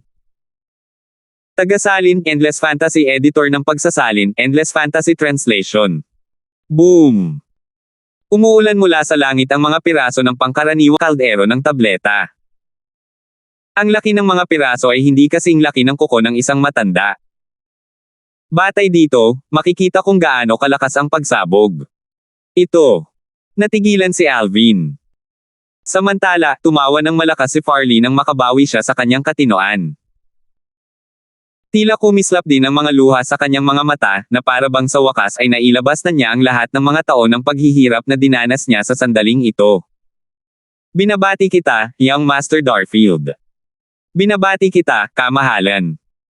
Mabilis na binati ni Luisito sina Alvin at Farley nang makabawi ito ng katinoan. Tuwang-tuwa si Farley. Tila tama ang kanyang napustahan na kabayo. Masigurado na siya ngayon na matutulungan siya ni Alvin na makuha ang trono ng Soaring Dragon Celestial Kingdom. Ang isang kilalang Celestial Alchemist ay tiyak na makakakuha ng atensyon at respeto ng tatlong pangunahing Celestial Sects ng Wasteland. Talagang maihahambing ito sa isang kilalang Celestial Fire. Ang mapait na ngiti sa mukha ni Alvin ay napalitan ng isang masayang ngiti. Hindi niya mapigilan ang pananabik na nararamdaman niya ngayong nakumpirma na niya na ang kanyang Chaos Divine Flame na nakapasok na sa ikatlong yugto ay maihahambing sa isang kilalang Celestial Fire. Gayunpaman, tila mas nasasabik si Farley kumpara sa kanya. Kapatid na Darfield, binabati kita. Tunay nga, ang iyong Celestial Fire ay isang kilalang Celestial Fire. Bukod dito, batay sa tindi ng pagsabog na nagpadurog sa pangkaraniwang kaldero ng Phil sa hindi mabilang na piraso, tila ang iyong Celestial Fire ay hindi ordinaryong kilalang Celestial Fire. May mga pagkakaiba ba sa mga pagsabog? Nagulat si Alvin. Sumagot si Farley, minsan ay narinig ko na isang kilalang alchemist ng Taiyi Celestial Sect ang nagpasabog ng isang pangkaraniwang kaldero ng Phil. Gayunpaman, ang kaldero ng Phil ay sumabog lamang sa 4 o 5 piraso. Malinaw na mas mahina ang tindi nito kumpara sa iyo. Walang duda na ang iyong kilalang Celestial Fire ay mas nakahihigit kaysa sa kilalang Celestial Alchemist mula sa Taiyi Celestial Sect. Walter. Nang marinig ito, lumiwanag ang mga mata ni Alvin. Walang dadang magandang balita ito para sa kanya. Kung mas malakas ang Celestial Fire, mas mataas ang tsansa ng tagumpay sa pagpino ng mga tableta, lalo na ang mahirap na pagpino ng mga kilalang Celestial Pills. Halimbawa, ang ordinaryong kilalang Celestial Fire ay hindi makakapagpino ng isang overarching Heavenly Pill. Tuwang-tuwa siya habang iniisip ang sarili, ibig sabihin ba nito ay mas mataas ang tsansa kung mapino ang overarching heavenly pills. Sayang talaga at hindi ako nakabili ng isang kilalang kaldero ng gamot para sa iyo, kapatid na Darfield. Labis na ikinalungkot ni Farley na hindi niya nakuha ang isang kilalang kaldero ng gamot para kay Alvin. Pakiramdam niya ay nakagawa siya ng isang malaking kasalanan. Hindi naman problema, umiling si Alvin at may kumpiyansang sinabi, kung ihahayag kung isa akong kilalang celestial alchemist kapag sumali ako sa Martial Dragon Celestial Sect, sa tingin mo ba ay hindi ako makakakuha ng isang kilalang Pink Cauldron? Kahit ang Soaring Dragon Celestial Kingdom ay may dalawang kilalang koaling may Pildores. Paanong wala nito ang Martial Dragon Celestial Sect? Kahit na wala nito ang Martial Dragon Sect, sa isang salita lang mula sa pinuno ng sect, maglalakas loob ba ang Emperor ng Soaring Dragon Celestial Kingdom na tanggihan ang kahilingan ng Martial Dragon Celestial Sect? Matapos samupa ang kasabikan, nakangiting sinabi ni Alvin, ika-13 prinsipe, magkikita tayo sa loob ng 10 araw. Sa oras na iyon, dadalo kami ni Tanya sa pagpili kasama mo. Sige. Sandaling tumango si Farley. Kung gayon, hindi ko naguguluhin ang iyong cultivation. Pagkatapos magpaalam kay Alvin, umalis siya kasama si Luisito. Pagkatapos umalis ng dalawa, hindi napigilan ni Alvin ang umiling. Mukhang hindi ko muna mapipino ang isang kilalang celestial pill.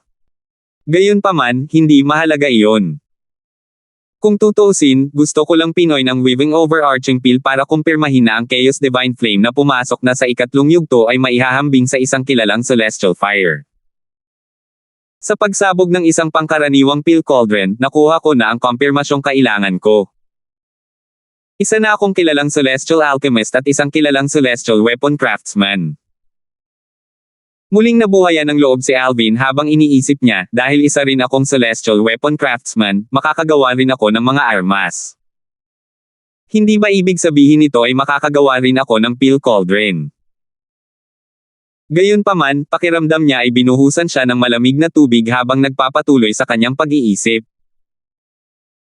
Bagamat ang mga alaala ng Rebirth Martial Emperor ay nagsisilbing isang mahusay na pundasyon upang makagawa ng mga armas, ang proseso ay hindi pa rin magiging madali. Noong una kong pinino ang mga celestial pills sa Devata Realms, gumugol ako ng maraming oras sa pag-aaral kung paano kontrolin ang mga apoy. Ang paggawa ng mga armas at celestial tools ay tiyak na mangangailangan din ng maraming oras at pagsasanay. Pagkaraan ng ilang sandali, sa wakas ay kumalma na si Alvin. Magaganap ang pagpili sa loob ng 10 araw. Maghihintay ako na matapos ang pagpili bago ako mag-aral ng pagpapanday ng mga armas. Maaari pa nga akong makakuha ng isang prominenteng kaldero ng pil mula sa Martial Dragon Celestial Sect pagkatapos noon. Hindi mo na kailangang isipin ang bagay na ito ngayon. Pagkatapos, nagpasya siyang magpatuloy sa paglilinang at pumasok sa silid kung saan naglilinang si Tanya pagkatapos niyang uminom ng isang great overarching pill. Kahit gaano pa kamasipag si Alvin, 10 araw na lang ang natitira bago ang pagpili. Dahil dito, hindi siya pumasok sa closed-door cultivation. Bukod dito, kung papasok siya sa closed-door cultivation, maaaring mawalan siya ng oras. Sa oras na iyon, tiyak na pupunta si Farley sa kanyang patio upang ipaalala sa kanya. Kung darating si Farley, tiyak na darating din si Luisito. Bilang isang heaven rank overarchingly heaven supreme celestial, tiyak na mararamdaman ni Luisito ang mayaman at malawak na heaven and earth spirit energy sa silid at matutuklasan ang divine crystal. Natural lang na ayaw niyang makita itong mangyari. Bagamat medyo kaaya-aya ang relasyon nina Alvin at Farley, hindi siya sigurado kung mananatili pa rin ang saloobin ni Farley kung sakaling matuklasan ni Farley ang pagkakaroon ng banal na kristal. Tutal, ang banal na kristal ay hindi isang ordinaryong kayamanan. Kahit ang 3 pangunahing sekta ng kawakasan ay magnanasa rito. Malamang naiaangat nila ang posisyon ng taong naghatid sa kanila ng banal na kristal. Dahil dito, magiging napakadaling makuha ang trono ng Soaring Dragon Celestial Kingdom. Dahil dito, wala siyang ibang magagawa kundi bantayan ng mahigpit ang sekretong ito. Sa mga sumunod na araw, ang palasyo ng imperyo ng Soaring Dragon Celestial Kingdom ay naging abala rin sa mga aktibidad. Sa ilalim ng pamumuno ng emperador ng Soaring Dragon, ang Celestial Emperor, lahat ng mansyon ay nagdala ng mga powerhouse na wala pang 100 taong gulang sa palasyo ng imperyo para sa kaginhawahan. Gayon din, ang mid-rank na Cloudy Rock Celestial Kingdom ay naghahanda rin upang pumili ng mga kalahok na sasali sa Wasteland Grand Contest. Gayunpaman, ang pagkakaiba ay ang Soaring Dragon Celestial Kingdom ay kailangang pumili ng 50 kalahok habang ang Cloudy Rock Celestial Kingdom ay kailangan lamang pumili ng 30 kalahok upang sumali sa Wasteland Grand Contest. Kumusta na kaya si Alvin matapos ang kanyang pagtakas? Iniisip ko kung nahuli ba siya ng makapangyarihang grupo mula sa Compassionate Celestial Traveler Sect. Naisip ni Shinyo sa sarili. Naalala niya si Alvin. Bagamat hindi siya kasali sa pagpili, sinundan niya ang mansyon ni Haring Chin patungo sa palasyo ng Imperial ng Cloudy Rock Celestial Kingdom. Makikita sa kanyang mukha ang pag-aalala. Natural lang na hindi niya alam na sa hindi nalalayong hinaharap, makikilala niya muli si Alvin kapag sinundan niya ang mansyon ni Haring Chin at ang Cloudy Rock Celestial Kingdom upang manood ng Grand Wasteland Contest. 10 araw ang lumipas sa isang kisap mata lamang. Pagsapit ng madaling araw, sina Alvin at Tanya ay pumunta sa patio at sumama kay Farley para sa isang masarap na almusal. Habang kumakain sila ng almusal, nagtanong si Tanya ng may pag-asam, "Kapatid na Alvin, maaari bang sumali rin si Tanya sa pagpili?" "Tanya, hindi mo na kailangang sumali sa pagpili," nakangiting sagot ni Alvin, "ayos lang kung ako lang mag-isa ang sasali. Kailangan mo lang manood mula sa gilid. Huwag mong kalimutan na nakuha natin ang concealment pendant para itago ang katotohanang wala ka pang 100 taong gulang."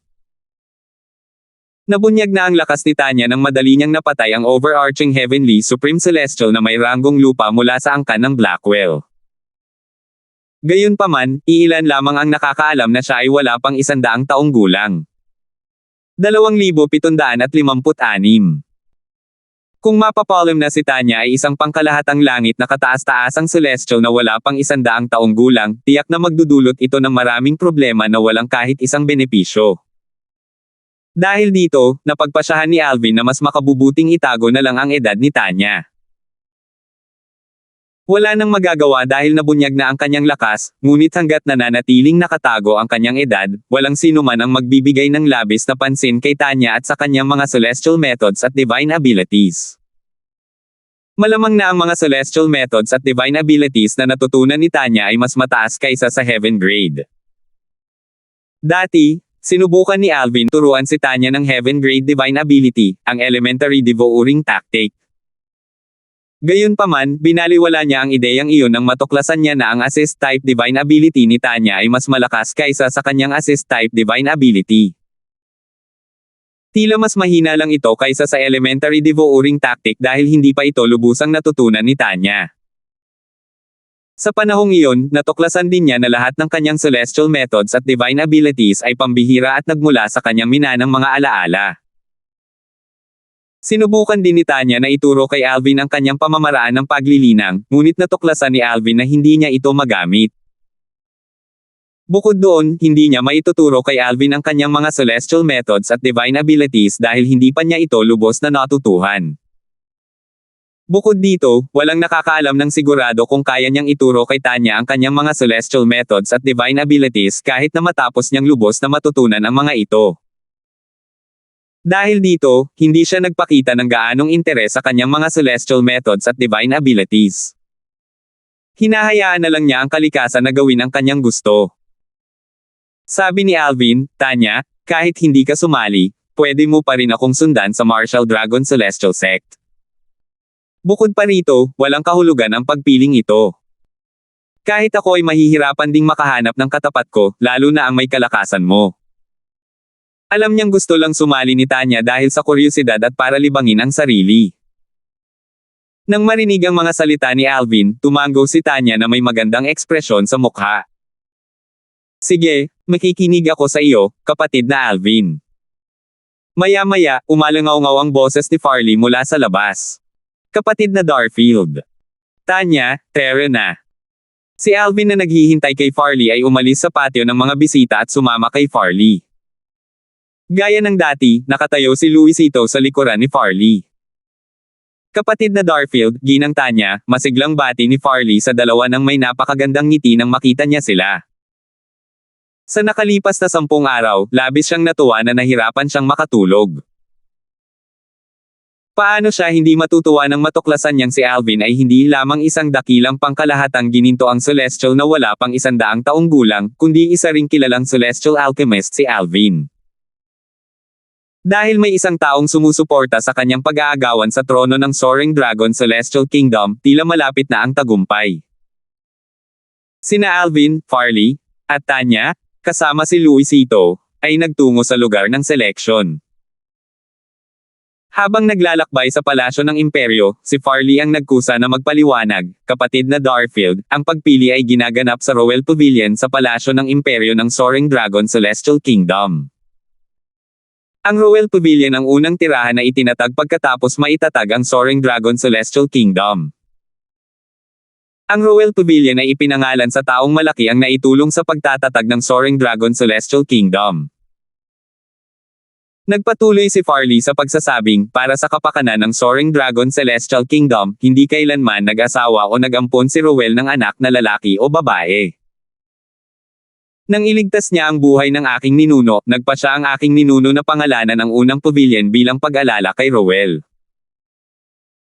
Ang Royal Pavilion ay karaniwang isang lugar para sa mga miyembro ng pamilyang imperial upang maglaban at matuto mula sa isa't isa.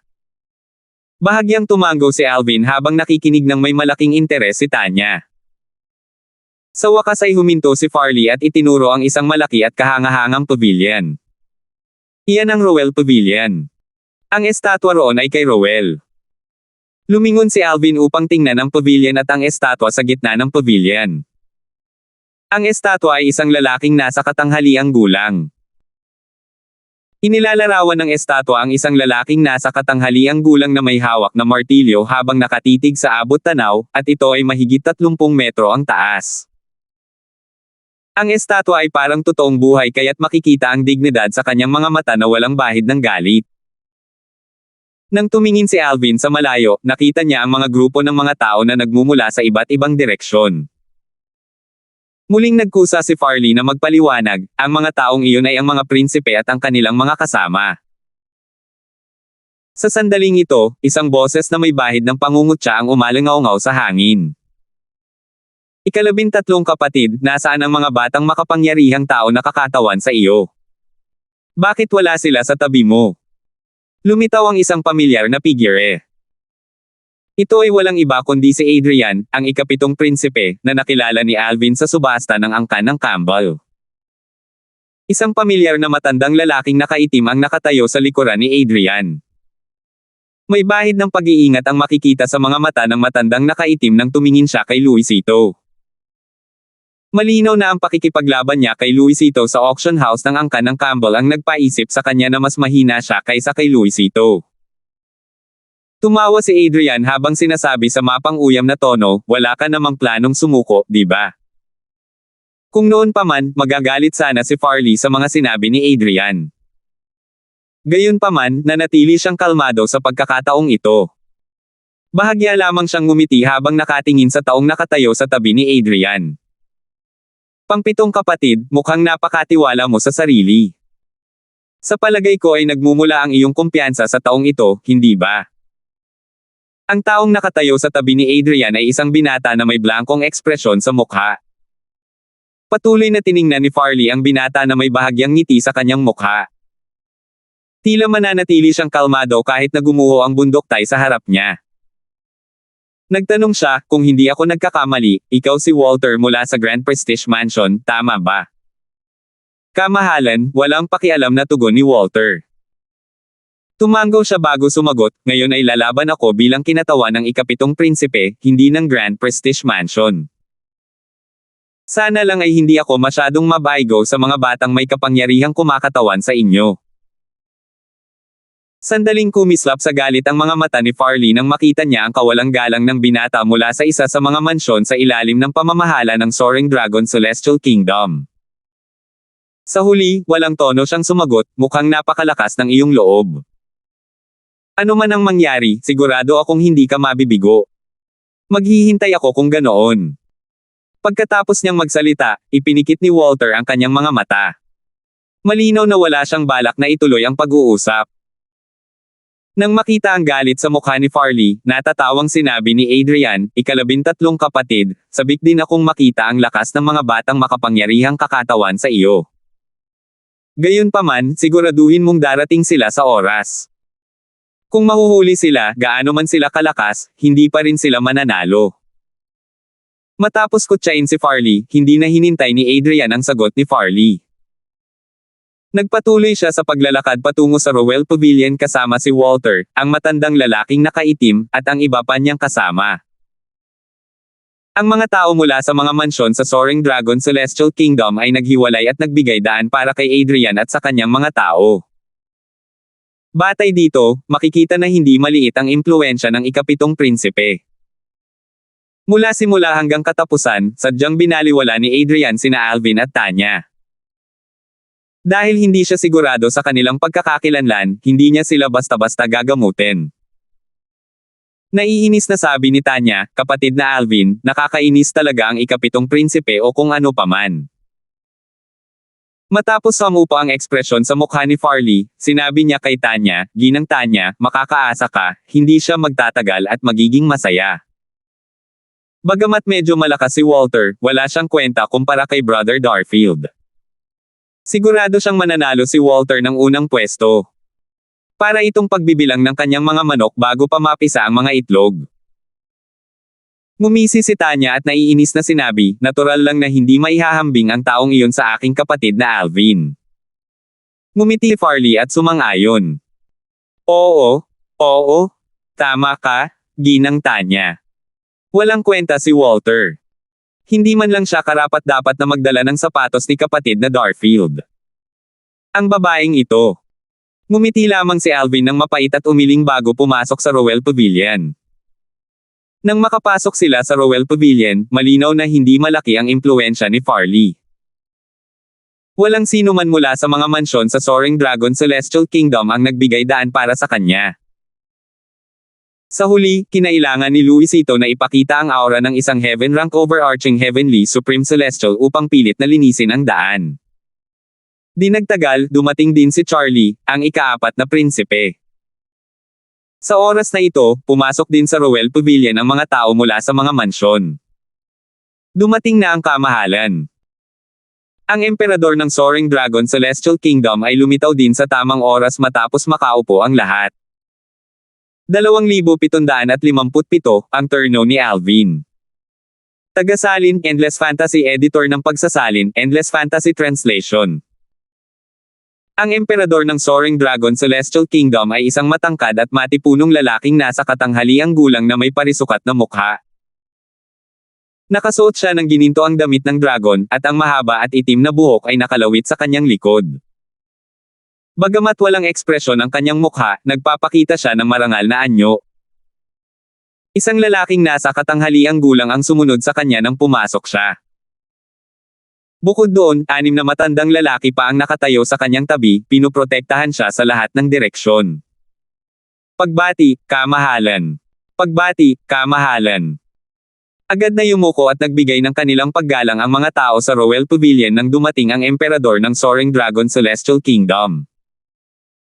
Ang tanging mga taong hindi tumugon ay sina Alvin, Tanya, at isang dalagang nakatayo kasama si Charlie. Ang dalaga ay walang iba kundi si Crystal, ang pang-4 na binibini ng angkan ng Blackwell. Dahil yumuyuko ang lahat, natural lang na namukod tangi ang 3 taong hindi yumuko.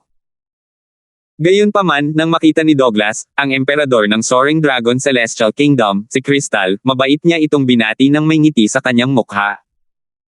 Nandito rin ba si Crystal? Kamahalan. Nakaharap sa emperador ng Soaring Dragon Celestial Kingdom, bahagyang tumango lamang si Crystal bilang tugon. Gayunpaman, hindi lamang hindi nagalit si Douglas, kundi lumapit pa siya kay Crystal at nakangiting sinabi, Crystal, ilang beses ko ba dapat sabihin, tiyuhin mo ako? Kahit nasaan tayo, tawagin mo na lang akong tiyuhin mo. Hindi mo kailangang maging magalang. Kamahalan, nasa publiko naman tayo.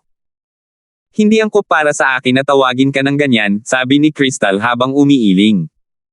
Masyado kang matigas ang ulo. Walang makakapagpabago ng isip mo kapag naitakda mo na ang desisyon mo. Ganito ka na simula pagkabata. Umiling si Douglas. Pagkatapos niyang magsalita, humarap siya kay Charlie na nakatayo sa tabi ni Crystal at seryosong sinabi, dalhin mo si Crystal at pretuhin mo siya ng maayos. Huwag mo akong sisihin sa pagpaparusa sa iyo kung hindi masaya si Crystal. Huwag kang mag-alala, ama, pinsan ko si Crystal. Aalagaan ko siya at pretuhin ng maayos, mabilis na sagot ni Charlie. Samantala, nagtataka siya kung bakit interesado ang kanyang pinsan sa pagpili ngayon. Isinama rin niya ang nakababatang pinsan nito, si Adele. Crystal, kailangan ko pa ring pamunuan ang pagpili. Kung may kailangan ka, kausapin mo lang si Charlie. Kung hindi kanya ikinalulungkot, sabihin mo sa akin, at parurusahan ko siya. Mapagmahal na sabi ni Douglas. Dahil sa mga salita niya, parang anak niya si Crystal at hindi si Charlie. Tumanggaw si Crystal at nanatiling tahimik. Habang paalis si Douglas, sabay-sabay na binati si Crystal ng lalaking nasa katanghaliang gulang sa likuran niya at ng 6 na matandang lalaki na nakapalibot sa kanya. Binibining Crystal. Puno ng paghanga ang kanilang mga boses nang batiin nila siya, hindi sila nang ahas na magpakita ng anumang kawalang galang. Kung ibang babae ang tatanggap ng ganitong trato, lahat ay magugulat. Bukod kay Douglas, ang 7 lalaking nakapalibot sa kanya ay pawang mga haligi ng Soaring Dragon Celestial Kingdom. Karamihan sa kanila ay mga overarching Heavenly Supreme Celestial na nasa ranggo ng langit, 2 lamang sa kanila ang mga overarching Heavenly Supreme Celestial na nasa ranggo ng lupa. Gayunpaman, ang mga overarching Heavenly Supreme Celestial na nasa ranggo ng lupa na inatas ang protektahan ang Emperador ng Soaring Dragon Celestial Kingdom ay, natural, mga pambihirang overarching Heavenly Supreme Celestial na nasa ranggo ng lupa. Mas malakas sila kaysa sa karamihan ng mga overarching Heavenly Supreme Celestial na nasa ranggo ng lupa sa Soaring Dragon Celestial Kingdom at halos kasing lakas ng mga overarching Heavenly Supreme Celestial na nasa ranggo ng langit. Bagamat si Douglas ang emperador ng Soaring Dragon Celestial Kingdom at ang mga lalaking nakapaligid sa kanya ay pawang matataas na opisyal, ang pagkakakilanlan ni Crystal ay medyo espesyal. Siya ang direktang disipulo ng dating pinuno ng sekta ng Thousand Spider Sect, isa sa 3 pangunahing celestial sects ng kaparangan. Siya rin ang nakababatang kapatid na babae ng kasalukuyang pinuno ng sekta ng Thousand Spider Celestial Sect. Paano maihahambing si Douglas o ang kanyang mga tauhan sa isang katulad niya? Naglakad si Douglas papunta sa platapormang bato sa gitna ng Maringal na bulwagang ito nang makita niya sina Alvin at Tanya mula sa gilid ng kanyang mga mata. Sino ang 2 taong ito? Kahit si Crystal ay walang ginawa laban sa kanila. Maaaring ito ang unang pagkakataon na nakilala ni Douglas sina Alvin at Tanya, ngunit bilang emperador ng Soaring Dragon Celestial Kingdom, matagal na niyang naririnig ang tungkol sa dalawa. Sinubukan pa niyang imbestigahan ang pinagmulan ng dalawa. Gayunpaman, wala pa siyang natuklasang anumang kapaki-pakinabang sa maikling panahong ito. Ang intelligence network ng Soaring Dragon Celestial Kingdom ay hindi maihahambing sa intelligence network ng Thousand Spiders Celestial Sect. Dahil hindi kumilos si Crystal kahit nalaman niyang nagdusa ang kanyang kapatid sa kanilang mga kamay, tiyak na mayroon silang pambihirang pinagmulan. Sa maktuwid, hindi siya gumawa ng ingay kahit na nakita niya sina Alvin at Tanya na hindi yumuko pagdating niya. Kung iba pa iyon, magagalit siya sa ganitong pagpapakita ng kawalang galang at iuutos niyang parusuhan sila. Hindi ba't sabi nila ang babaeng nakaputi ay wala pang 100 taong gulang? Mukhang chismis lang iyon. Matapos ilabas ang kanyang banal na kamalayan, natuklasan ni Douglas na si Tanya ay hindi pa nasa 100 taong gulang. Naisip niya na hindi mapagkakatiwalaan ang mga chismis, nang matuklasan ito. Gayunpaman, wala siyang planong gumawa ng kahit ano. Tutal, kahit si Crystal ay umiwas na masaktan sila. Kapatid na Alvin. Sinuri lang ako ng emperador gamit ang kanyang banal na kamalayan.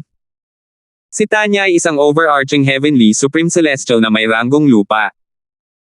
Sa makatuwid, madali niyang natukoy ang banal na kamalayan ni Douglas. Ang cultivation base nito ay mas mataas lamang ng 1 antas kaysa sa kanya. Sa tingin ko sinusubukan niyang matukoy ang edad mo. Hindi pa rin siya sapat na malakas para matukoy ang cultivation base mo, sabi ni Alvin.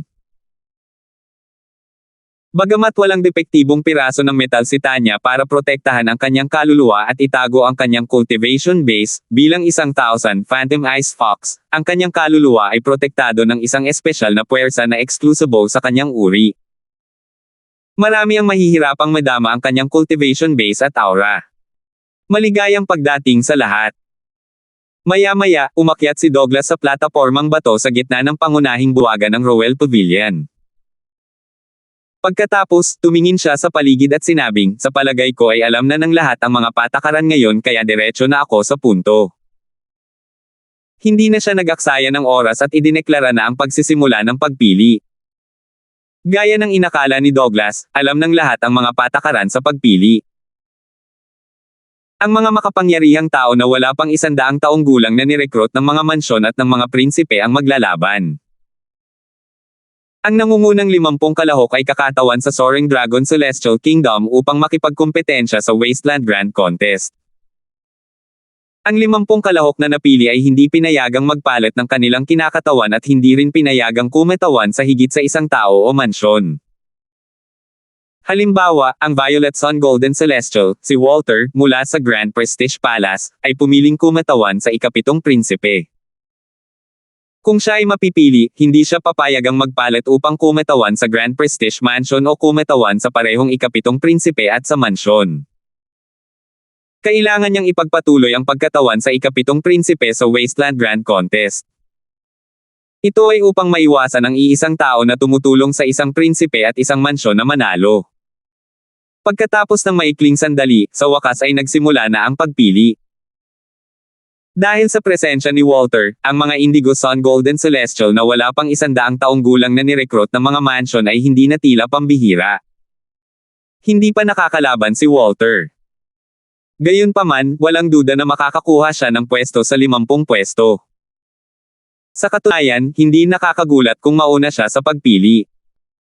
Dahil sa kanyang tulong, malaki ang posibilidad na gagantimpalaan ang ikapitong prinsipe. Maraming tao sa Royal Pavilion ang naniniwala na si Walter ay may malaking tsansa na maunang pwesto sa pagpili. Sa paglipas ng panahon, nanatiling hindi natatalo si Walter.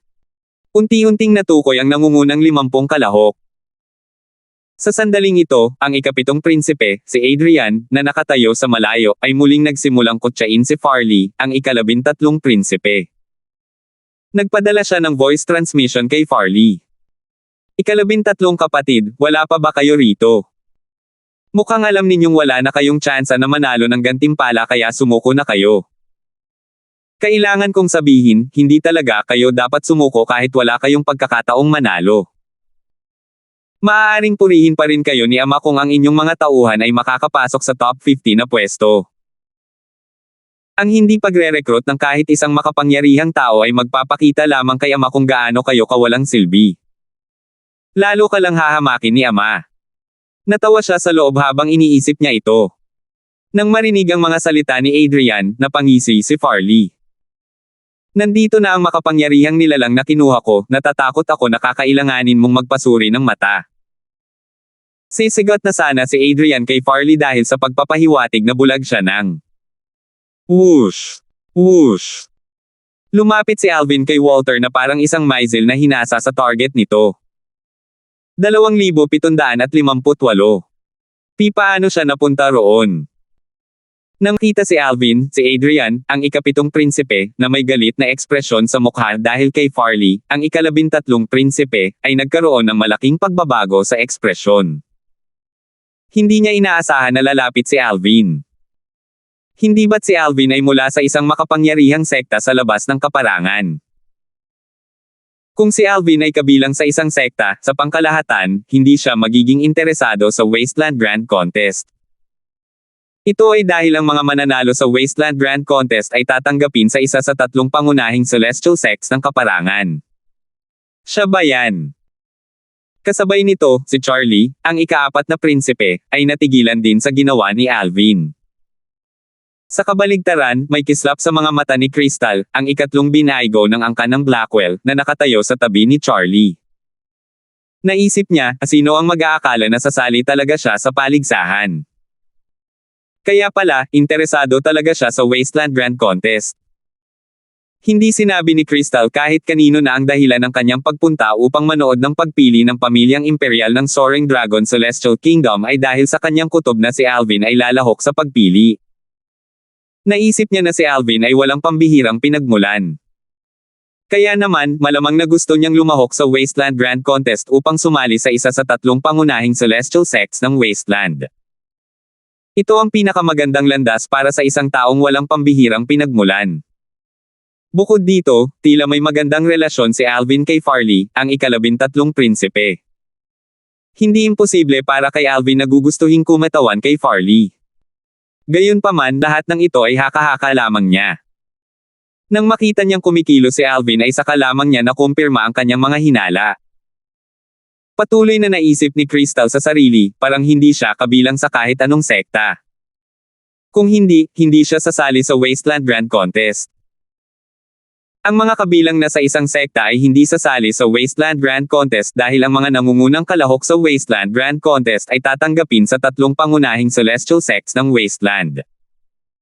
Natural lang, pinapayagan ang mga kalahok na tumanggi, ngunit nangangahulugan ito na hindi nila matatanggap ang premyo mula sa paligsahan.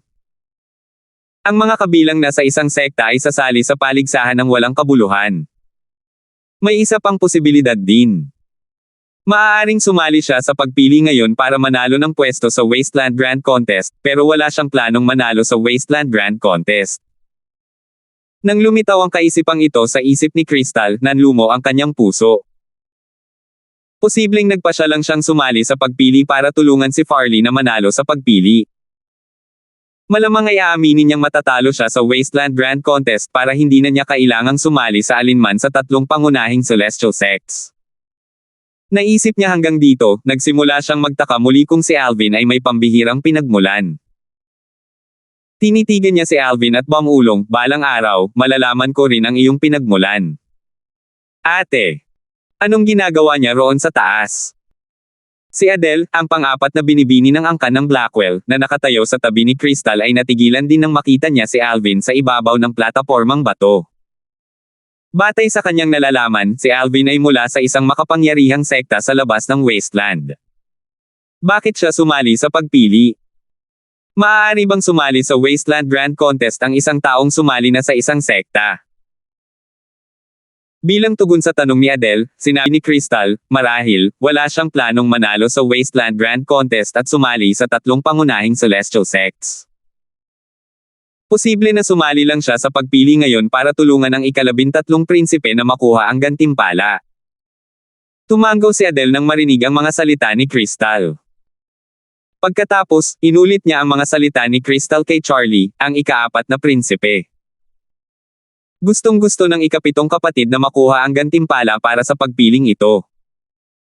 Umabot pa nga siya sa puntong hinaila ang Grand Prestige Mansion at si Walter sa kanyang tabi. Hindi niya kailanman maiisip na nananalo ang lobo habang nag-aaway ang mga pastol.